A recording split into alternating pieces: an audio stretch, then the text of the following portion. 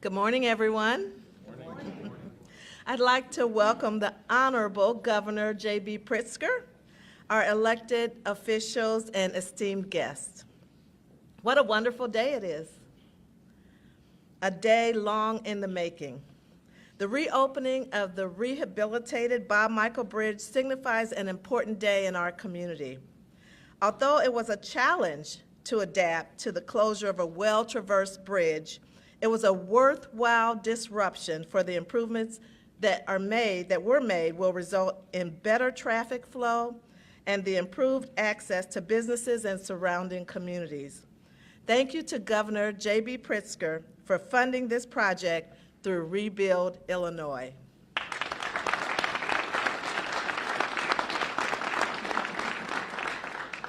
I also want to thank the many engineers, the designers, the men and women who worked on the structure, the community members who offered their suggestions, and those who had to make changes to their lives during the time of this project. Alternate routes, changing work zones, and new routines that took a little longer, but we made it.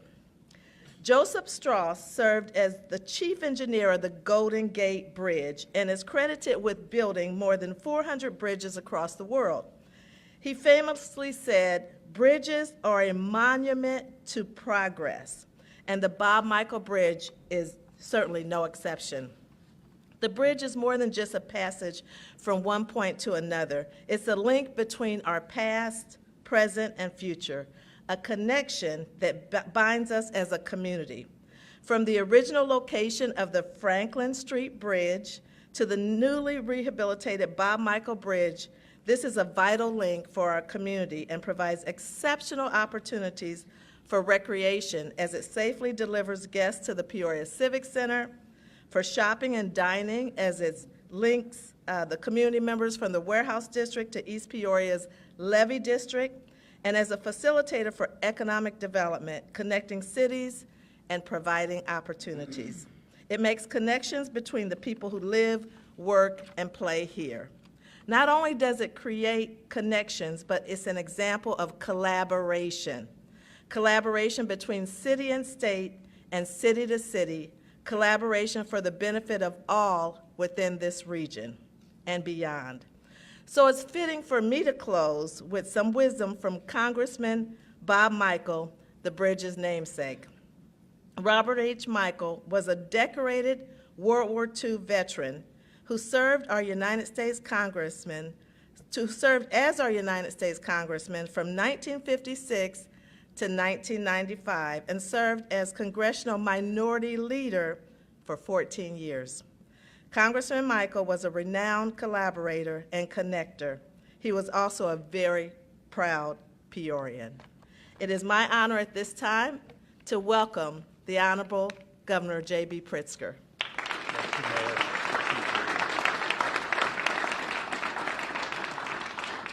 Well, thank you so much. Good morning, everyone. I want to thank Mayor Ali for her, not only that very nice introduction, but also her leadership. She really has been a terrific partner in getting things done for the people of Peoria and a partner with Springfield, and we're lucky to have her working alongside us. I'm thrilled to be here at the Peoria Riverfront Museum. I want to thank John Morris for your welcome. This is a great museum and I think brings an awful lot to the people of Peoria. I stand up here alongside our Secretary of Transportation, Omar Osman, who you'll hear from in a bit, Leader Jahan Gordon Booth, Representative Sharon Chung, our great Senator David Kaylor, former U.S. Department of Transportation Secretary Ray LaHood, Jason Emmerich of Iron Workers Local 112, the men and women of organized labor, thank you for being here today and for everything that you've done. Erica Crookshanks will be speaking in a little bit as well. She's an Illinois Central College student from our Highway Construction Careers Training Program. I also want to acknowledge Mayor Call. Thank you for being here from East Peoria. We're here today celebrating yet another major transportation modernization project being completed for the families and businesses of Peoria County, East Peoria, Peoria, and really the entire region and state of Illinois. The Bob Michel Bridge, one of just 6 bridges spanning the Illinois River in the Peoria area, carries 17,500 vehicles each and every day, connecting downtown Peoria's Warehouse District to East Peoria's Levy District. At a half a mile long, this bridge serves as a major throughway for motorists, distributors, cyclists, and pedestrians alike. But since the bridge was first built in 1993, Peoria and East Peoria have grown exponentially, both communities experiencing thriving commercial and retail revitalization along the riverfront. With so much more traffic, the Bob Michel Bridge was in dire need of a deck replacement and rehabilitation to ensure efficiency and safety. 5 years ago, when I first became governor, it was clear that we needed to improve safety and foster economic growth in this region. So we embarked on the largest rebuild of roads and bridges in state history here in Peoria and throughout the state of Illinois. With the partnership of leaders like our Speaker Pro Tem, Jahan Gordon Booth, and the members of the General Assembly that are here and not here, together with them, with bipartisan support, I might add, we came together and we made it happen. Now, normally this kind of undertaking would be a multi-year project, but thanks to our talented laborers and the leadership of IDOT, with final completion in just a few weeks, the job will have been completed instead of multi-years in less than 1 year. Now, let me put this in a context for you. In just 9 months, the entire deck was replaced, fresh pavement was installed, and the parapet wall and median barrier walls were reconstructed. New traffic signal equipment ready to go.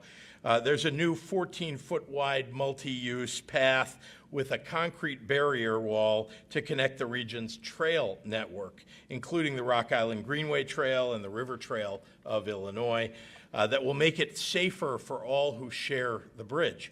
And of course, there have been structural repairs and drainage improvements to ensure that the new and improved Bob Michel Bridge lasts for years to come. Since all of this work was condensed into one construction season, this project wasn't just quicker and safer, it was also more cost efficient, something important to the ears of all the taxpayers that can hear me, and important for the future of Illinois. We need to make sure that our projects are coming in on time or sooner, and they come in on budget or even more cost effectively.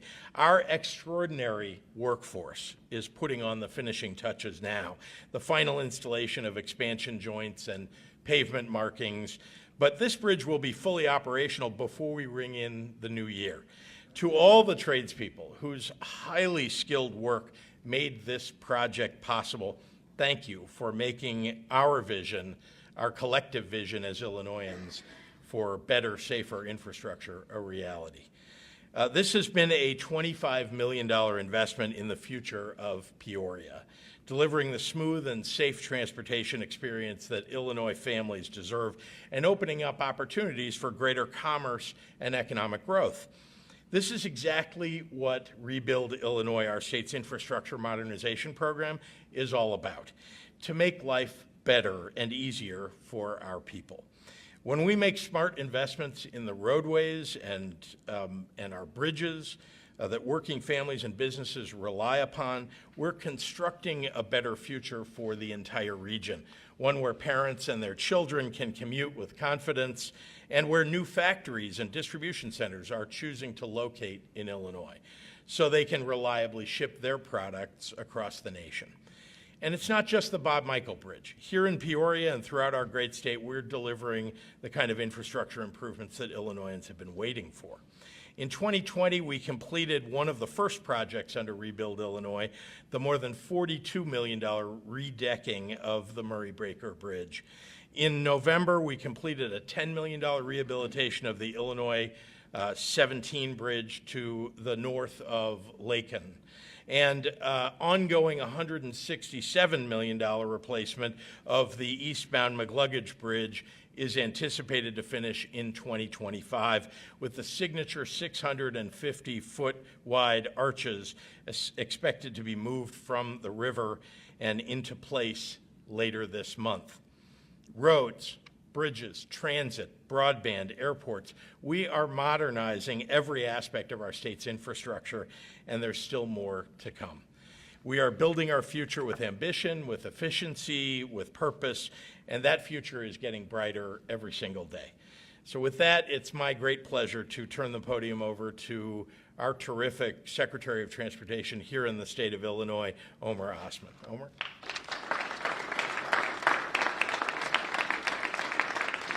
Good morning, and thank you, Governor, for your kind word.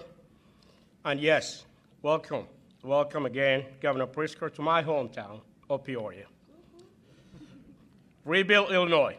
Since it passed some 5 years ago, we know the governor has been here many times visiting and celebrating projects. I would like to give a shout out and a thank you to the entire team at the Illinois Department of Transportation. Our Director of Highways, Chief Engineer Steve Travier, is here, and of course, Council and his entire staff in District 4. They work day in and night, and they do an excellent work for all of us. I would also like to give a shout out to all of the local elected officials and the state legislators who made this day possible, as well as to the men and women who were on the job these last 9 months, improving yet another Peoria bridge. I'm especially proud this morning that we are joined by Erica Cruikshanks from the Highway Construction Career Training Program at ICC. Projects such as this one are giving her and other students a head start by providing critical on-the-job training as well as building a skilled workforce in Illinois. It is a great program that is doing so much to open doors for people across the state and bringing the diversity needed on our job sites as we revitalize Illinois infrastructure. Personally, though, the Bob Michel Bridge has always been very special to me. In my early days at IDOT, and I'm talking about the 1990s here, I used to come down to the river and watch in Iowa as this bridge was being built. I would pay attention to the piers coming out of the water and taking shape, wondering how it all come together. To be here more than 30 years later and think about all of the millions of vehicles and thousands of pedestrians that have crossed this bridge is a reminder of what the governor's Rebuild Illinois is all about. This project has turned yet another asset into something we can all be proud of. It is connecting communities and creating economic opportunities.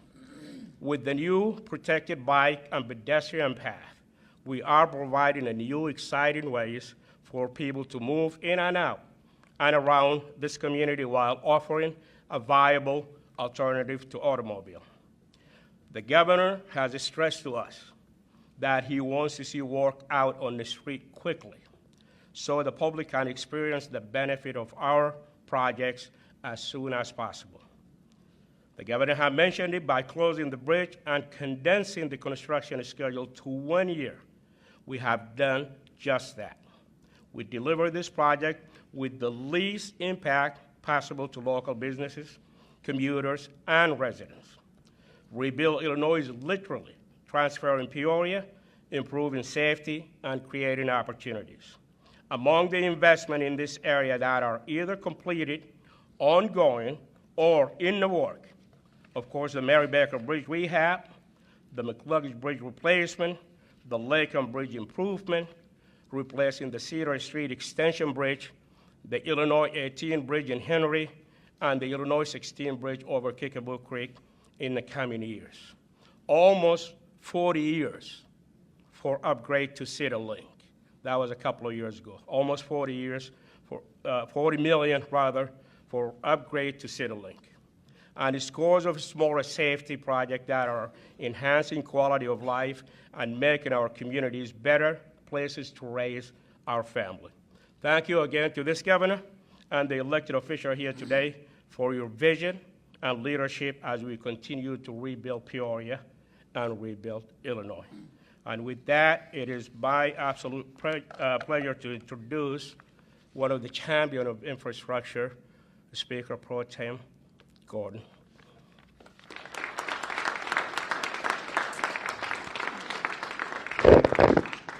When I say teamwork, you say makes a dream. When I say teamwork, you say makes a dream work. Teamwork? Makes a dream work. Teamwork? Makes a dream work. Teamwork absolutely made this dream possible. I am so grateful to have the governor here with us today here in Peoria on this brisk Monday morning to move us into the next phase of what it means to be able to do significant infrastructure work that is transformational to communities like Peoria. I think that in this time that we are living in right now, it is none more befitting than to have the name of Congressman Bob Michel sort of being the symbol of what it means to be able to build a bridge, to get you from one place to the next, what it means to actually negotiate, and negotiate not being a bad word.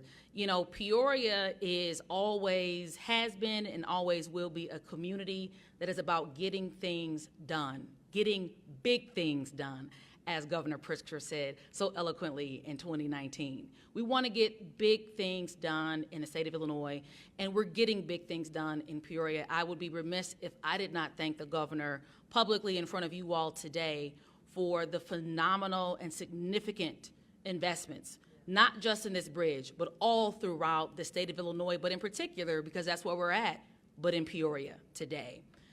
When we were negotiating the Rebuild Illinois Capital Construction Plan in 2019, it was very difficult to see a day like today when we're seeing the men and women of organized labor sitting here with other constituents throughout the community being excited about yet another promise made and a promise that has been kept.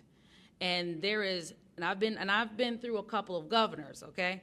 There is no governor that has been as impactful in the rebuilding of the future of Peoria as Governor J.B. Pritzker.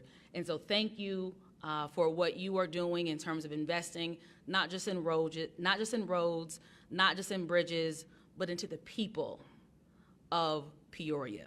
We are investing in people. We are investing in what it means for Peoria and for Illinois to have a stronger future. And you don't do that without the men and women of organized labor.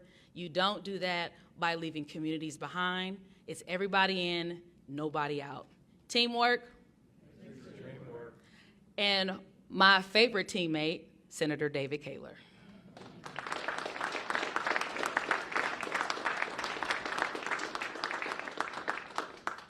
Thank you, Governor, for coming to Peoria. Whenever I get the email that says the governor's coming for a press conference, I always go, yeah, because he brings good news to us.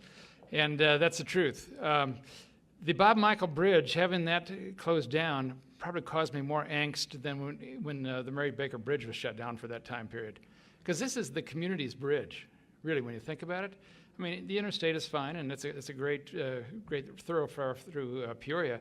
But the Bob Michel Bridge represents, us traveling between Peoria and East Peoria. And as a Costco fan, I had to figure out how to negotiate that, navigate that. But I just want to make one quick observation. Governor, my wife and I just went to Washington, D.C. at a conference there. We drove because she's from Cleveland. We stopped by to see some family. So we drove out there and drove back. We take some interstate, but a lot of times secondary roads. We take 24 all the way through Indiana and Ohio. And I got to tell you that Illinois roads are the best that we encountered all the way through the trip, the best. Ohio was not bad. Indiana wasn't anything to write home about, but Illinois was the best. And you know what else? This is the clincher. We paid less for gas in Illinois than we did on the whole other trip. Now, how do you do that? How do you do that? So this is a great day for us, and one that we should all rejoice in, because this is an investment. Isn't it amazing what you can do when you pass a $45 billion capital bill? It's just amazing, and we believe in Illinois, and this is proof of that. I'm going to introduce now my other partner, other than Representative John Gordon Booth, Representative Sharon Chung from Bloomington Normal. Let's give her a big hand.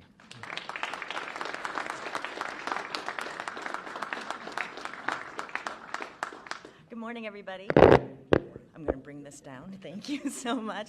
I would just like to echo everything that everybody has said already so far. Being the new kid on the block here, just being elected last November, you know, I did not vote for the 2019 Rebuild Illinois Capital Plan, but I'm so excited to see these projects coming to fruition and being able to really celebrate these wins here. You know, and I've been driving the Murray Baker Bridge since I was a college student many, many years ago, because it was the only way that I knew how to get from Bloomington into downtown Peoria when I was performing in the Peoria Symphony as a college student. And still, it's the only way I kind of knew how to get to the Civic Center. So now I have to say, I actually, for the past year, I've been learning new ways to get around Peoria, so maybe that's good for me now too, but I'm really excited to see the bridge open again. And I would like to just thank everybody being here today. Again, it's really great to celebrate these wins with our communities. And, you know, roads and bridges are one way. I mean, I live in Bloomington Normal. It's how I come to Peoria. It's how I come to East Peoria. It's how we all connect our communities together throughout this great state. So thank you so much. And I'm going to pass it on to somebody who is no stranger here to our community, is Secretary LaHood. Thank you.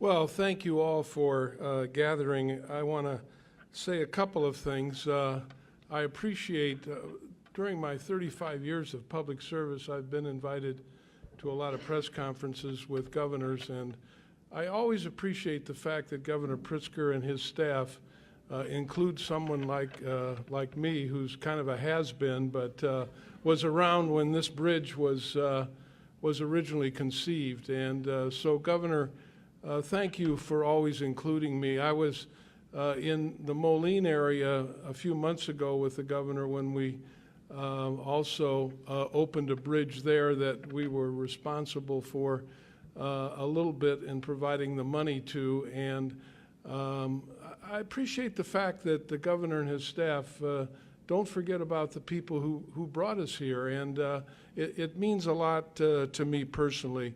The other thing that I think is important to note is during the time that the governor had proposed a huge transportation bill for Illinois, part of it was raising the gas tax. And many people felt that it was going to be difficult to pass that bill. And the truth is the governor could have passed it with votes from people from his own party. But he made a point of reaching out to Republicans. He made a point of saying that transportation for our citizens is and always will be bipartisan. And he reached out to people like Ryan Spain and other Republicans to say, you want to be a part of rebuilding our state? And I really give the governor credit for that. It would have been very easy for him just to say, we're going to pass this. But he recognized how important transportation is. There are no Republican or Democratic bridges. There are no Republican or Democratic roads.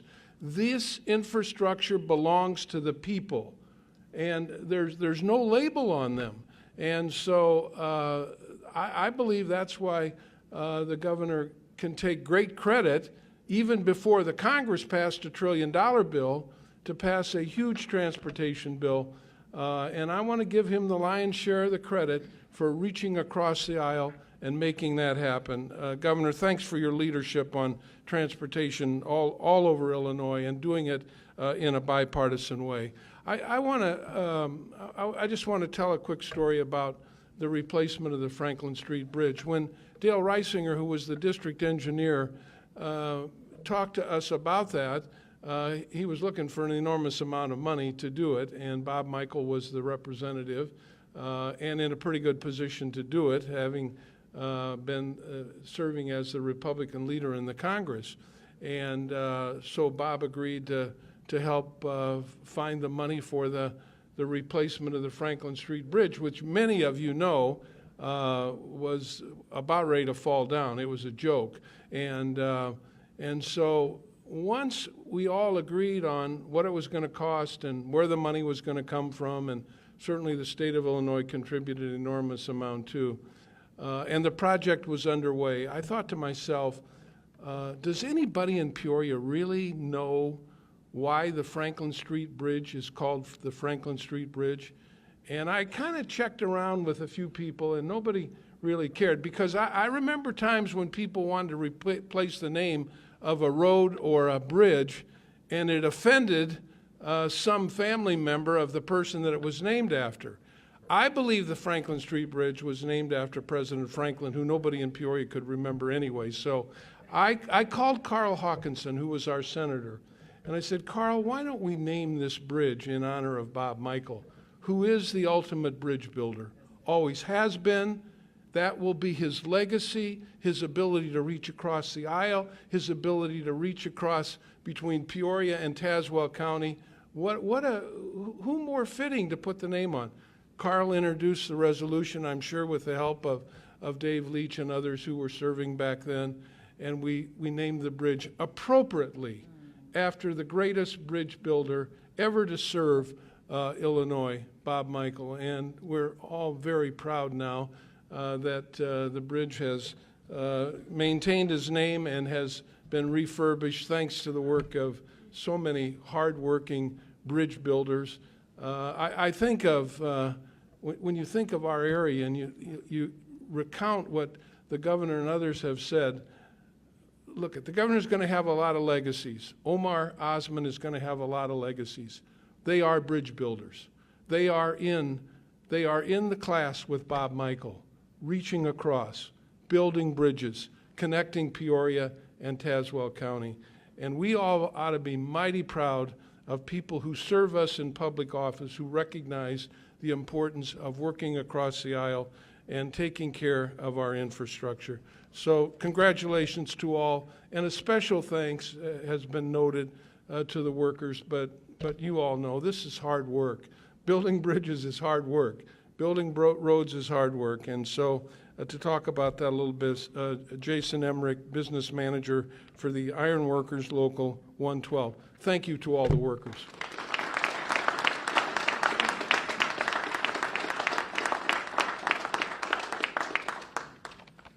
Well, good morning, everybody. Back in February, we gathered, and our friends, Governor Pritzker, Leader Gordon Booth, and Senator Kaylor made the comment that this project was going to create and provide union jobs. And I'm happy to say that's exactly what it did. Not only the iron workers, but nearly all the construction unions had a part in this project. Our skilled men and women put their hard hats on, and they went to work. It wasn't easy to complete in 8 months, but they were up for the task. This project also allowed us to increase our number of apprentices. These apprentices became part of the workforce, and now these young folks are on the path to becoming career tradespersons. So thanks to the Rebuild Illinois Capital Plan, Peoria and Central Illinois truly are on the move. Not only does this plan shore up our infrastructure, but it also shores up our local construction workforce by guaranteeing a prevailing livable wage. And when those two things come together, thank you. When those two things come together, we can truly stimulate our local economies. So at this time, I'll introduce Erica Cruikshank. Thank you.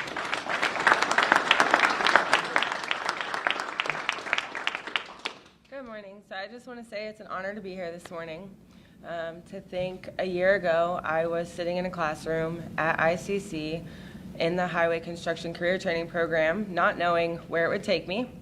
And I'm beyond grateful where it has taken me. I have a career path now with plenty of benefits, and it's just amazing to think that I was sitting there on an equal opportunity grant at that. So it's an honor to be in the union alone, much less a woman in the union. And so I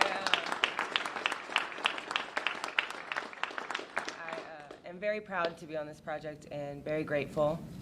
And I just want to thank IDOT, Local 237, the school, and so many people. I'm just so grateful. Thank you.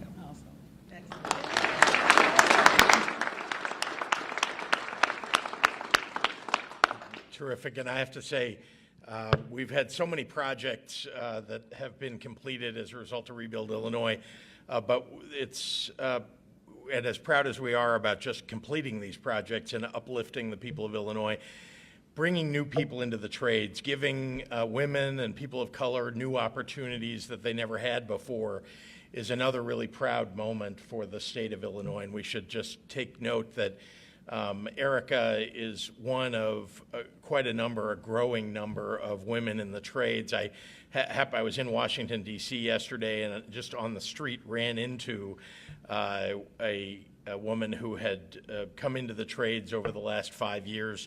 She's from DuQuoin, Illinois, and she was so proud of the work that she's done, and she was attending a Women in the Trades conference. 500 women were there in Washington, to gather to talk about how they can grow their numbers across the country.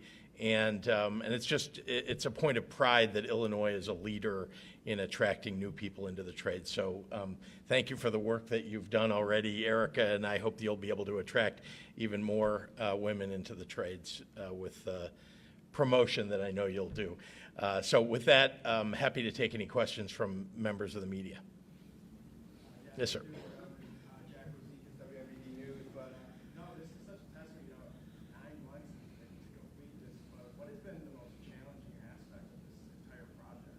Well, I'm going to turn it over to the secretary, who will know more about the challenges along the way, and maybe also we ought to ask Jason to speak about that as well. But I just want to say, not easy. When they set a schedule for rebuilding a bridge, changing that schedule from a couple of years to 9 months is near impossible. But they've done the impossible before, and here they've done it again. So, Secretary, you want to? Sure. I think you said it. It's a time frame.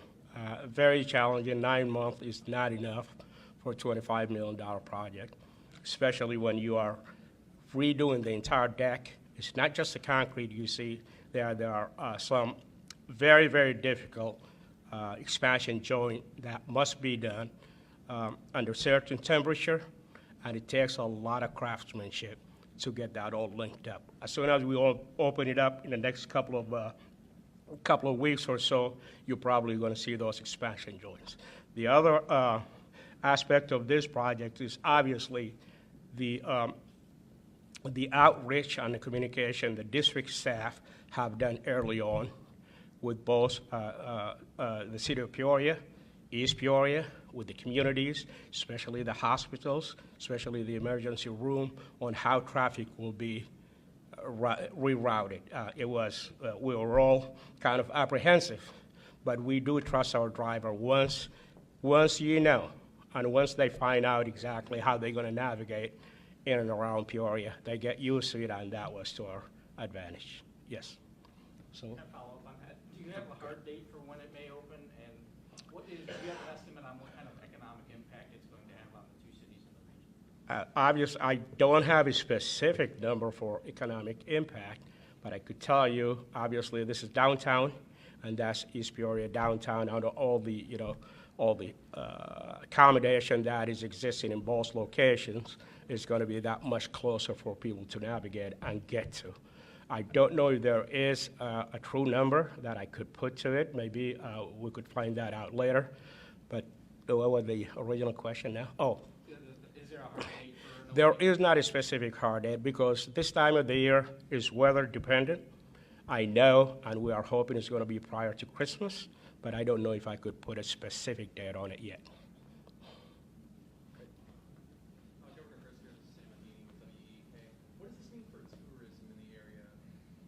Well, let me just say, investment in our infrastructure across the state is an enormous plus for tourism for a variety of reasons. Let me start with, I know that we're talking today about a bridge and, of course, the roads leading up to the bridge, but we're investing in our airports, we're investing in our water ports, we're really everything about infrastructure across the state, including the things you don't see under the ground.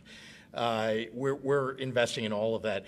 And when people see and feel, as Senator Kaylor did, that when they come to Illinois, like, we've got the best roads. We actually are making it easier for people to get around the state. And then add that, I might say, to the budget that we put into tourism for the state, which I'll tell you an embarrassing story, but a positive one for today. But back in 2019, very important to me when I first became governor to increase the amount of tourism, bring people to museums like this, tell people about what's great about traveling around the state of Illinois, whether you come here from Indiana, Missouri, Wisconsin, Iowa, or you're coming from much farther away, maybe overseas. We want people to come here and enjoy Illinois. We put together a tourism campaign, and in February, late February of 2020, ready to go with ads in the can, with the, you may know what our state slogan is for the ad campaign, the middle of everything, which is great unless you're about to go into COVID. Thank goodness we didn't run any of those ads. But we, coming out of COVID, we've reminded everybody how great it is to travel around the state, that it is the middle of everything. It's the middle of the country, that the middle of the state is a great place to be. And so we've seen an increase in tourism, a significant increase in tourism this last summer, and I believe next summer it'll be, potentially significantly a lot, greater than it was even last summer. So. Governor, if I may go off topic for just a moment. Yes, sir. The media report this morning suggests there's ongoing tension between yourself and Chicago Mayor Brandon Johnson over issues ranging from the migrant situation to the Democratic National Convention next summer. How would you characterize your relationship with Mayor Johnson, and how critical is it from a statewide perspective to have a good relationship with the larger city? We have a good relationship with one another, and I know the media would like to, every time there's a governor and a mayor of Chicago, when you occasionally have things you're working out together, they want to turn it into they hate each other. Now, there have been mayors and governors in the past that don't like each other, but the truth is that we get along, that we have a lot to accomplish. Chicago is an important economic driver for the country, not to mention for the state of Illinois. And I've really made it my mission, I've had now 3 mayors that I've worked with. I've made it my mission to make sure that the relationship is good. Even when you disagree occasionally on something, you just need to work it out. And whenever we have disagreed, we have worked it out. So I feel really good about the relationship and about the future working together. We do share one overriding concern together, and that's lifting up the working people of our state, making sure that people are doing well, that families are thriving, making the investments that are necessary for that. And so that's a great common ground to work from. Yes. Also kind of off topic, but this region in 2020 in particular has had almost 30 fatal shootings, many involving young men. What role does state government have as violent crime, afflicts our urban communities and urban centers? Well, number one, it's supporting local law enforcement, important, and we do. We see, our budget continues to contain significant dollars that go to local communities for crime prevention, crime fighting. You may know that when I first came into office in 2019, that many of the crime intervention programs, the violent crime intervention programs, had been eliminated or cut significantly because of the budget problems that occurred, the failure to pass a budget for a couple of years. And unfortunately, many small organizations, I think all of you know this here in Peoria, they don't have, big bank accounts and balance sheets to rely upon when the state doesn't pay its bills. And so lots of these organizations simply closed, right? Violence intervention, violence prevention programs done away with across the state, and it's hard to start an organization from scratch. After something's closed, to try to reopen it is twice as hard. And so we've worked on that from day one. And I will tell you, deep concern on all of our part on making sure that we're bringing the violent crime and crime numbers across the board down. We've invested significantly from my first days in office in our state police. These are terrific people. They're some of the best trained in the entire country. Now, we only have about 1,900 sworn officers in our state police, and if you think about the city of Chicago, for example, they have about 12,500 law enforcement officers, right? For the whole state of Illinois, the state police is only 1,900. And we're continuing to try to build that up, and it is more today than it was when I took office. We have people retiring, so you need to replace those and add more. But anyway, I think we've done a lot to try to get to a place where we're helping cities overcome, what has been a very difficult time. And it is working. It's not, doesn't happen every day that everything works the way you'd like to, but over time, these kinds of investments really make sense. And then we have to be persistent about making these investments. We can't forget, it's a little like we all forgot about investing in public health before the pandemic hit, right? And then you had a Department of Public Health that had been significantly underfunded. These are the kinds of things you just need to keep making sure you've got enough dollars going in and support for, so that when something really bad happens or when you've got a real challenge, you've got the resources in place to fight. Yes, sir. Agricultural and environmental experts say that the state's nutrient loss reduction strategy isn't working, and that runoff of chemicals from these farms is impacting water quality. Do you think the state needs to review and examine its strategy and possibly? So it is constantly reviewing this strategy, and we have a great secretary or director of the Department of Agriculture in Jerry Costello. I think he's done a superb job. And he talks to the Farm Bureau and farmers every day about how we ought to evolve our programs. So, rest assured, this is, not only is this an area that we pay attention to, but it's one that is vitally important for the economy of the state of Illinois. It's really our largest industry when you include all the after effects of, food processing. After you're talking about farming, you're talking about food processing and food manufacturing companies. So we need to make sure that industry is continuing to be, tended to. And I think he's doing a great job. And again, working with the farm community to make sure that we're evolving appropriately and listening to environmentalists and experts who tell us the kinds of things that need to be tweaked. Thank you, everybody. Thanks, everyone.